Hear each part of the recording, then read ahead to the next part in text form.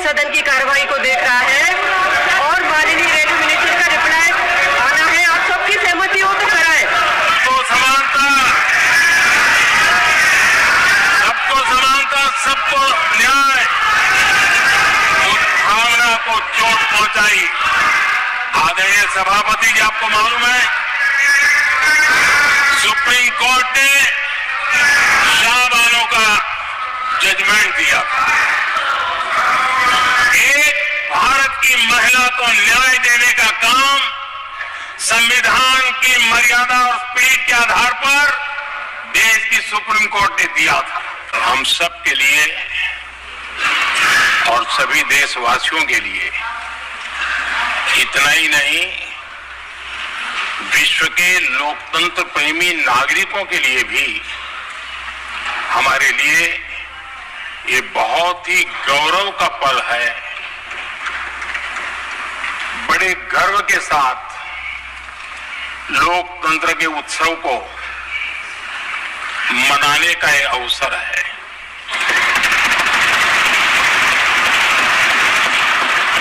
संविधान के 75 वर्ष की यात्रा, यादगार यात्रा और विश्व के सबसे महान और विशाल लोकतंत्र की यात्रा, इसके मूल में हमारे संविधान निर्माताओं की दीर्घदृष्टि, हमारे संविधान निर्माताओं का योगदान और जिसको लेकर के आज हम आगे बढ़ रहे हैं, ये 75 वर्ष पूर्ण होने पर एक उत्सव मनाने का पल है।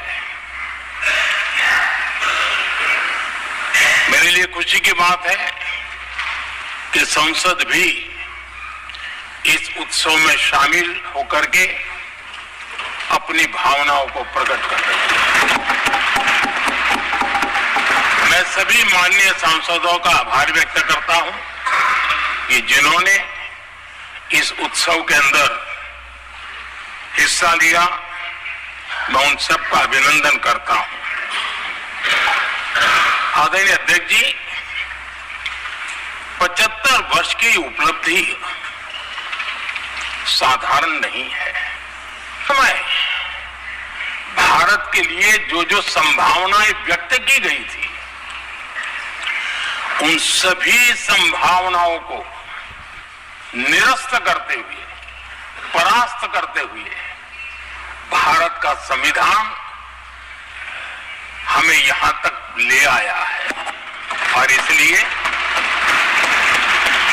इस महान उपलब्धि के लिए संविधान निर्माताओं के साथ साथ मैं देश के कोटि कोटि नागरिकों का आदरपूर्वक नमन करता हूं, जिन्होंने इस भावना को, इस नई व्यवस्था को जी करके दिखाया है। संविधान निर्माताओं की जो भावनाएं थी, उसको जीने में पिछले 75 साल भारत का नागरिक हर कसौटी पर खरा उतरा है। और इसलिए भारत का नागरिक सर्वाधिक अभिनंदन का अधिकारी है। आदरणीय सभापति जी, संविधान निर्माता इस बात में बहुत सजग थे। वो ये नहीं मानते थे कि भारत का जन्म 1947 में हुआ है। वो ये नहीं मानते थे कि भारत में लोकतंत्र 1950 से आ रहा है।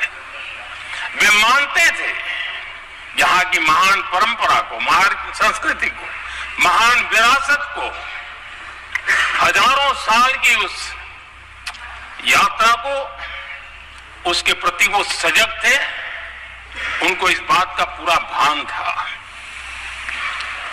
आदरणीय सभापति जी, भारत का लोकतंत्र, भारत का गणतांत्रिक अतीत बहुत ही समृद्ध रहा है, विश्व के लिए प्रेरक रहा है। तभी तो भारत आज मदर ऑफ डेमोक्रेसी के रूप में जाना जाता है। हम सिर्फ विशाल लोकतंत्र है इतना नहीं, हम लोकतंत्र की जननी है। आदरणीय सभापति जी, मैं जब ये कह रहा हूं तो मैं 3 महापुरुषों के कोट इस सदन के सामने प्रस्तुत करना चाहता हूं। राजर्षि पुरुषोत्तम दास टंडन जी, मैं संविधान सभा के अंदर हुई चर्चा का उल्लेख कर रहा हूं।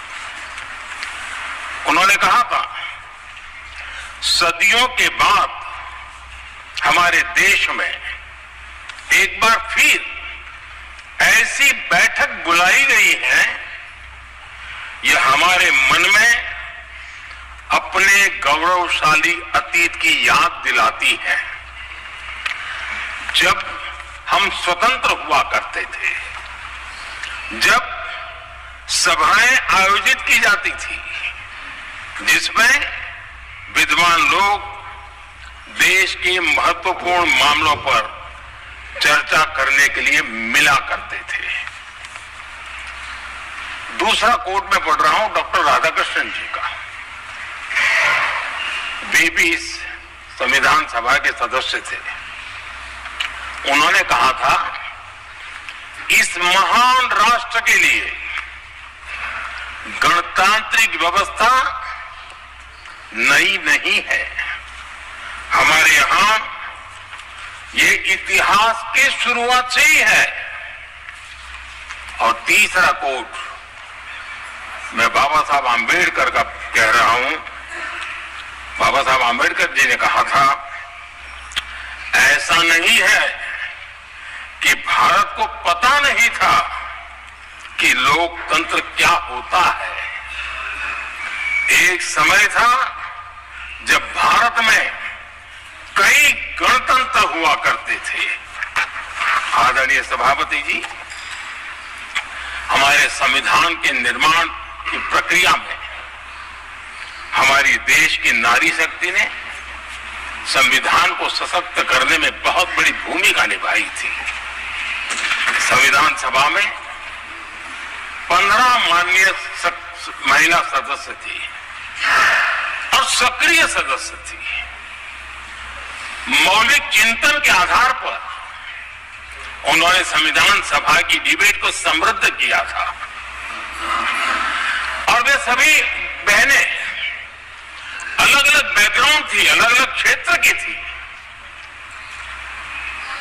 और संविधान में उन्होंने जो जो सुझाव दिए, उन सुझावों का संविधान के निर्माण पर बहुत बड़ा प्रभाव रहा था।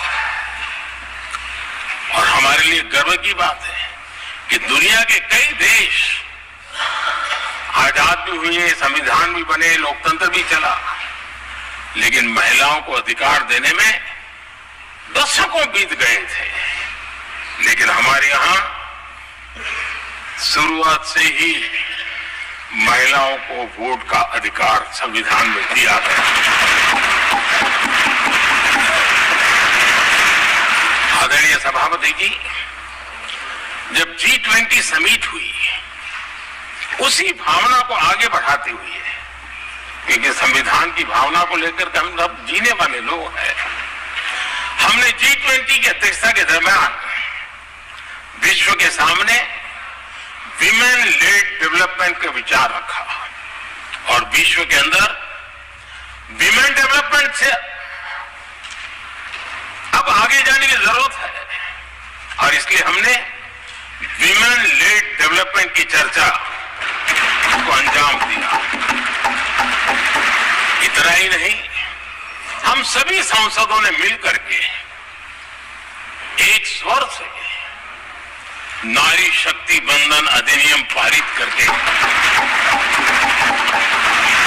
हमारी सभापति जी, आज हम देख रहे हैं योजना के सेंटर में महिलाएं होती है। 75 वर्ष मना रहे हैं। ये संयोग है और अच्छा संयोग है कि भारत के राष्ट्रपति के पद पर एक आदिवासी महिला था। ये हमारे संविधान की भावना की एक अभिव्यक्ति भी।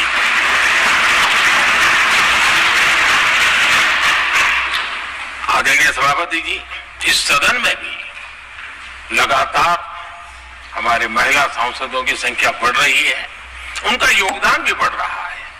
मंत्री परिषद में भी उनका योगदान बढ़ रहा है। आज सामाजिक क्षेत्र हो, राजनीतिक क्षेत्र हो, शिक्षा का क्षेत्र हो, खेलकूद का क्षेत्र हो, क्रिएटिव वर्ल्ड की दुनिया हो, जीवन के हर क्षेत्र में महिलाओं का योगदान,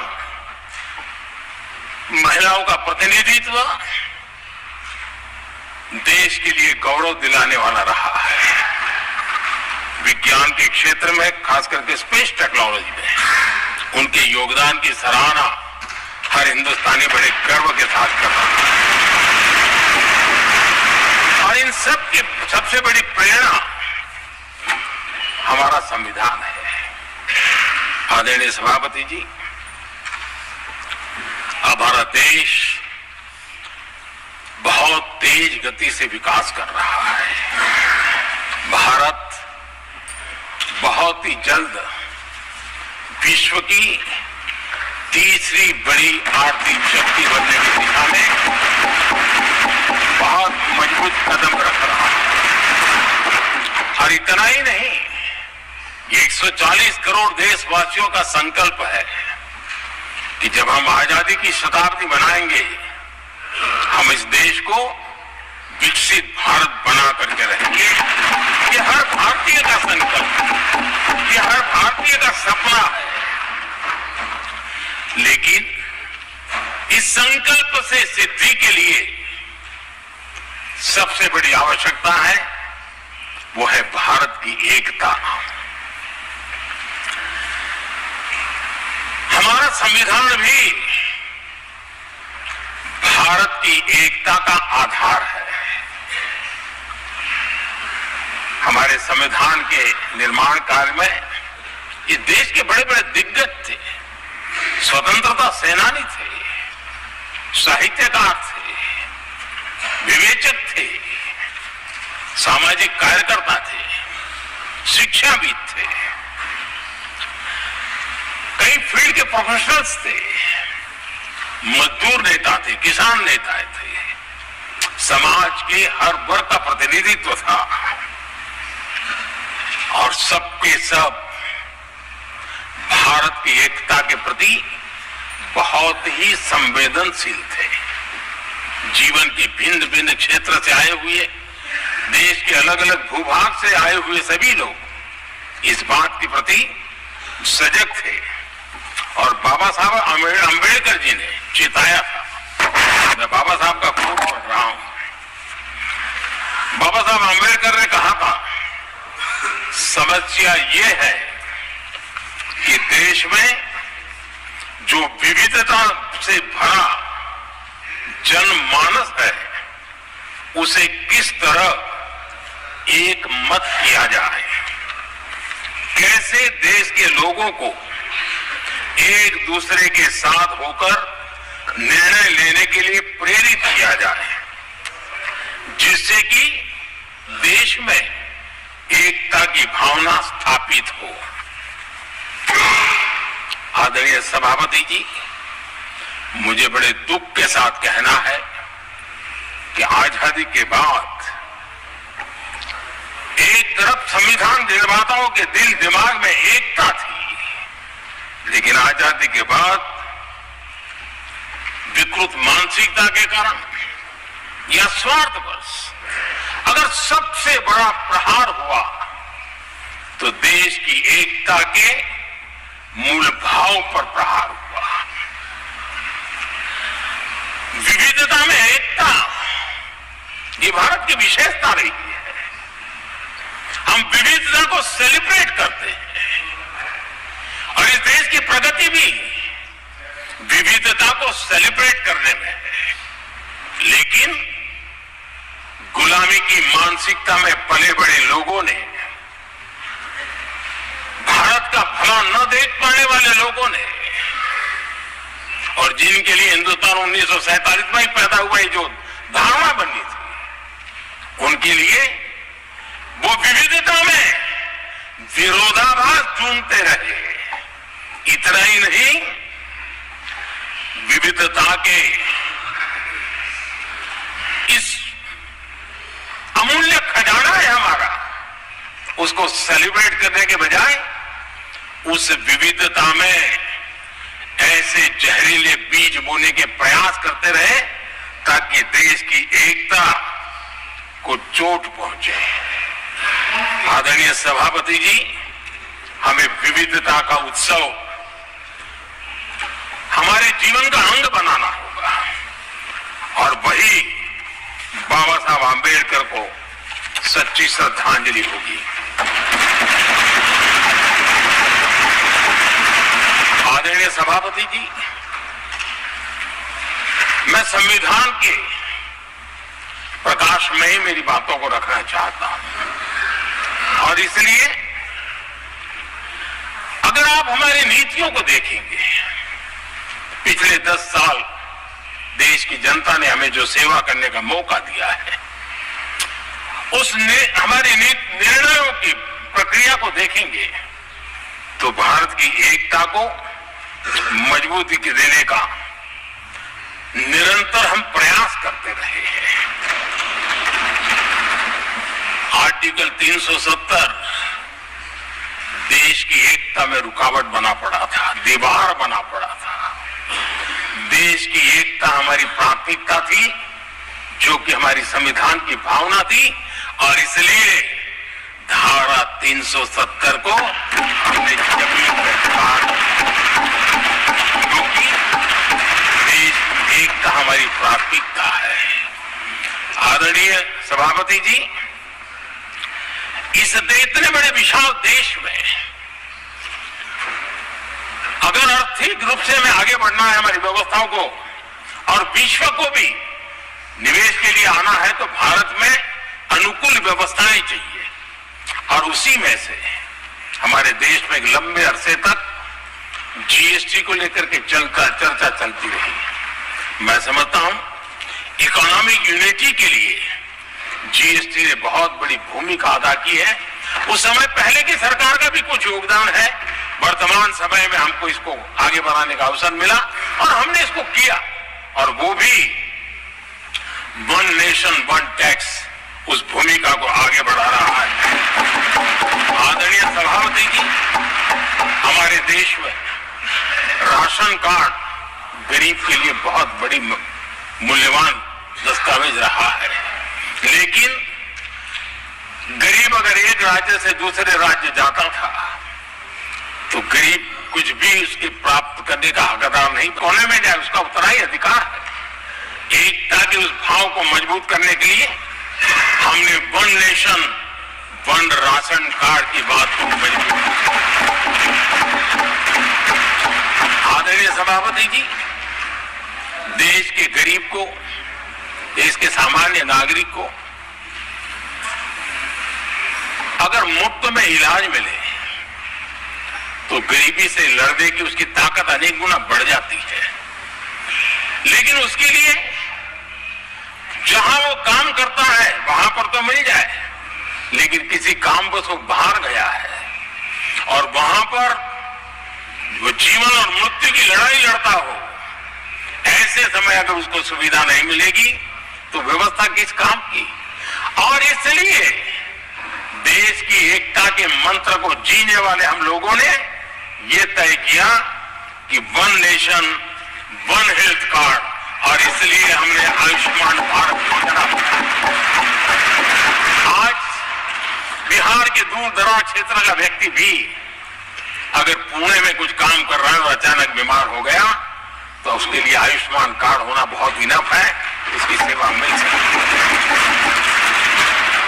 आदरणीय सभापति जी, हम जानते हैं देश में कई बार ऐसा हुआ कि देश के एक हिस्से में बिजली थी लेकिन बिजली सप्लाई नहीं हो रही थी और उसके कारण दूसरे इलाके में अंधेरा था।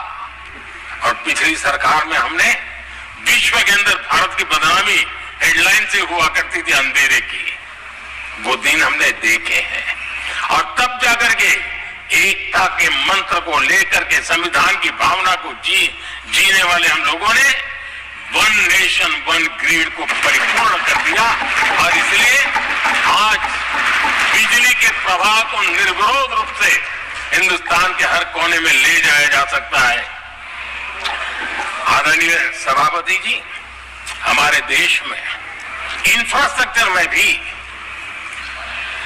भेदभाव की बू आती रही है। हमने उसे मिटा करके देश की एकता को ध्यान में रखते हुए एक संभावना को खत्म करके एकता को मजबूत किया। हमने नॉर्थ ईस्ट हो या जम्मू कश्मीर हिंदुस्तान के सटे हुए इलाके हो, हमने पूरी तरह इंफ्रास्ट्रक्चर को एक सामर्थ्य देने का प्रयास किया है ताकि एकता के भाव को अभाव में से कारण कोई दूरी पैदा न हो, उसमें से बदलने का हमने काम किया। आदरणीय सभापति जी, युग बदल चुका है और हम नहीं चाहते कि डिजिटल के क्षेत्र में हैव्स एंड हैव्स नॉट की स्थिति बन जाए। देश के लिए समान रूप से, और इसलिए दुनिया के अंदर बड़े गर्व के साथ हम कहते हैं कि भारत का जो डिजिटल इंडिया की जो सक्सेस स्टोरी है, उसका एक कारण है हमने टेक्नोलॉजी को डेमोक्रेटाइज करने का प्रयास किया है। और उसी का भाग है कि हमारे संविधान निर्माताओं ने हमें दिशा दिखाई है कि हमने ऑप्टिकल फाइबर हिंदुस्तान की हर पंचायतों तक ले जाने का प्रयास किया है ताकि भारत की एकता को मजबूती देने में हमें ताकत मिले। आदरणीय सभापति जी, हमारा संविधान की अपेक्षा है एकता की, और इसी को ध्यान में रखते हुए हमने मातृभाषा के महात्म्य को स्वीकारा है। मातृभाषा को जिनका हक बनता था उनको हमने उस स्थान पर रख करके हमने उनका सम्मान किया था। देश भर में एक भारत श्रेष्ठ भारत का अभियान देश के एकता को मजबूत, नई पीढ़ी को वो संस्कारित करने का काम हमारी तरफ से चल रहा है। आदरणीय सभापति जी, काशी तमिल संगमम और तेलुगु काशी संगमम यह आज एक बहुत बड़ा इंस्टीट्यूशनलाइज हुआ है और समाज के निकटता को मजबूती देने का एक सांस्कृतिक प्रयास भी हमारा चलता रहा है, क्योंकि उसका कारण यही है कि संविधान की मूल धारा में भारत की एकता का महात्म्य स्वीकार किया गया है और उसको हमें बल देना चाहिए। आदरणीय सभापति जी, संविधान के आज 75 वर्ष हो रहे हैं, लेकिन हमारे यहां तो 25 वर्ष का भी महत्व होता है, 50 वर्ष का भी महत्व होता है, 60 साल का भी महत्व होता है। जरा हम इतिहास की तरफ नजर करें कि संविधान यात्रा के इन महत्वपूर्ण पड़ाव का क्या हुआ था। जब देश संविधान के 25 वर्ष पूरे कर रहा था, उसी समय हमारे देश में संविधान को नोच लिया गया, इमरजेंसी आपातकाल लाया गया।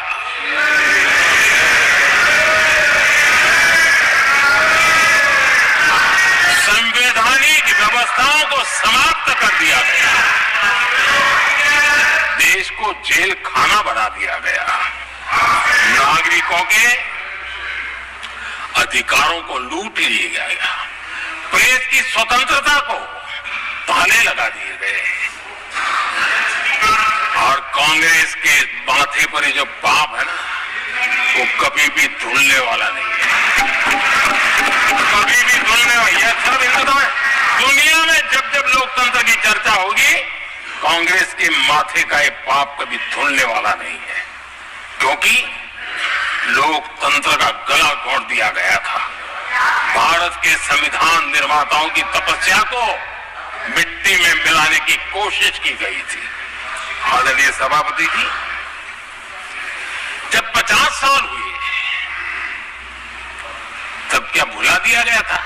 जी नहीं, अटल बिहारी वाजपेयी जी की सरकार थी और 26 नवंबर को 2000 देश भर में संविधान का 50वां वर्ष मनाया गया था। अटल बिहारी वाजपेयी जी ने प्रधानमंत्री के नाते राष्ट्र को एक विशेष संदेश दिया था, एकता, जनभागीदारी, साझेदारी, उसके महत्व पर बल देते हुए उन्होंने संविधान की भावना को जीने का प्रयास किया था, जनता को जगाने का भी प्रयास किया था। और अध्यक्ष जी, जब देश संविधान का 50 वर्ष मना रहा था और जब 50 वर्ष की पूर्णाहुति हुई तो ये मेरा भी सौभाग्य था कि मुझे भी संविधान की प्रक्रिया से मुख्यमंत्री बनने का अवसर मिल गया। और मैं जब मुख्यमंत्री था उसी कार्यकाल में संविधान के 60 साल हुए और तब मैंने तय किया था मुख्यमंत्री के नाते कि हम गुजरात में संविधान के 60 साल मनाएंगे। और इतिहास में पहली बार ऐसा हुआ है जब संविधान की एक ग्रंथ को हाथी पर बनाई हुई अंबाड़ी में रखा गया, उस विशेष व्यवस्था में रखा गया। हाथी पर संविधान की यात्रा निकल, संविधान गौरव यात्रा निकाली गई और राज्य का मुख्यमंत्री उस संविधान के नीचे हाथी के बगल में पैदल चल रहा था और देश को संविधान का महत्व समझाने का सांकेतिक प्रयास कर रहा था। ये सौभाग्य भी मुझे प्राप्त हुआ था क्योंकि हमारे लिए संविधान का महत्व क्या है।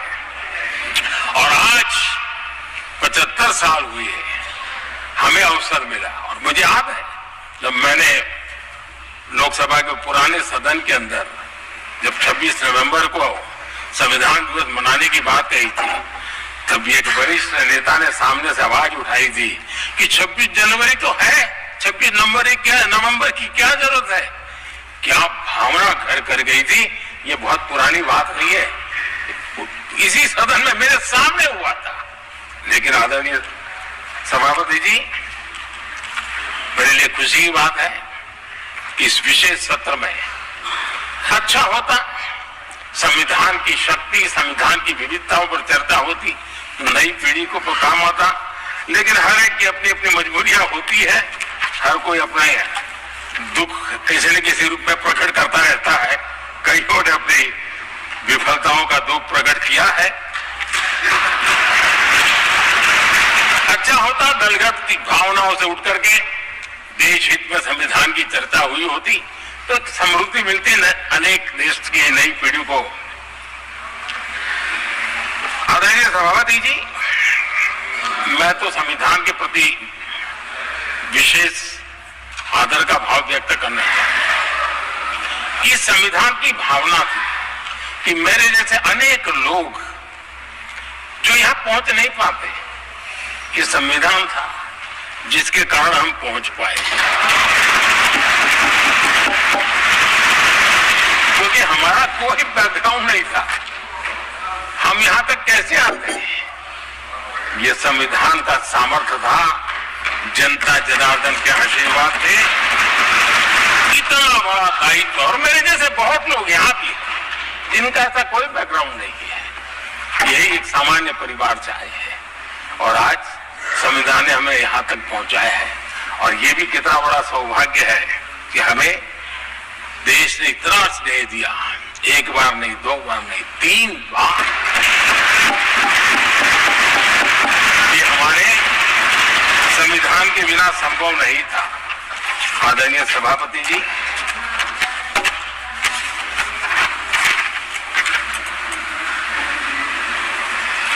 ये भी आई, रुकावटें भी आई, लेकिन मैं फिर एक बार देश की जनता को नमन करता हूं कि देश की जनता पूरी ताकत के साथ संविधान के साथ खड़ी रही।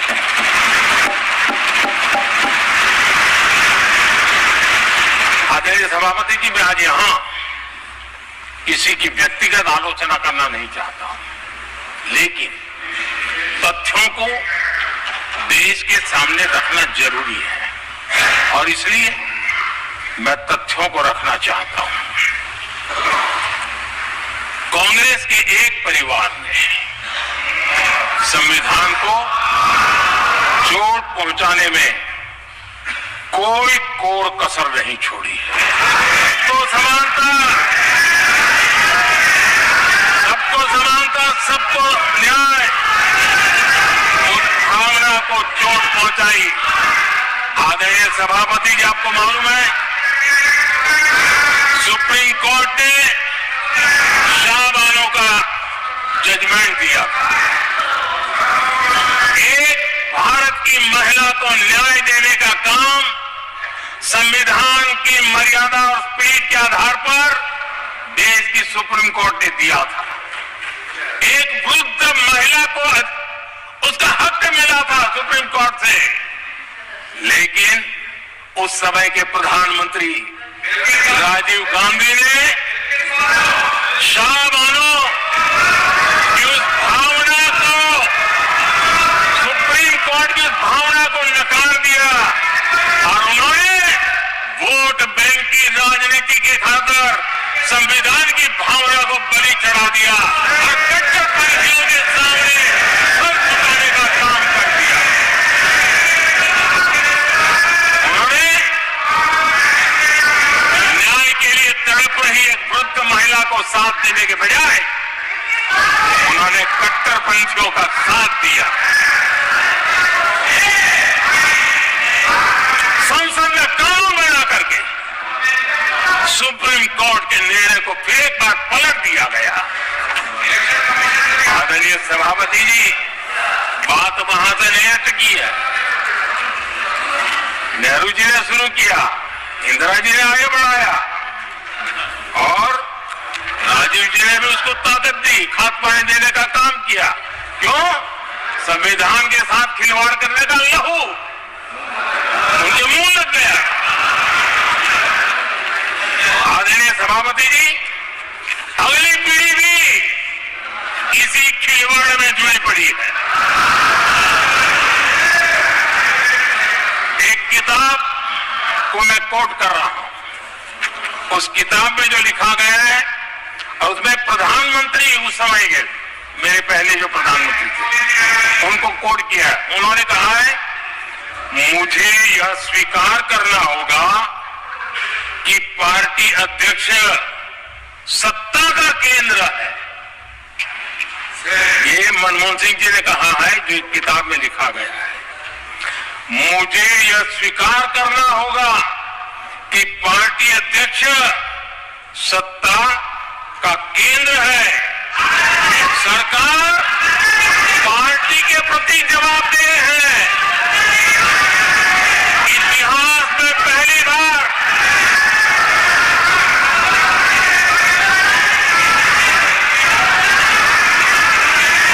आदरणीय सभापति जी, हम सब के लिए और सभी देशवासियों के लिए, इतना ही नहीं विश्व के लोकतंत्र प्रेमी नागरिकों के लिए भी हमारे लिए ये बहुत ही गौरव का पल है। बड़े गर्व के साथ लोकतंत्र के उत्सव को मनाने का ये अवसर है।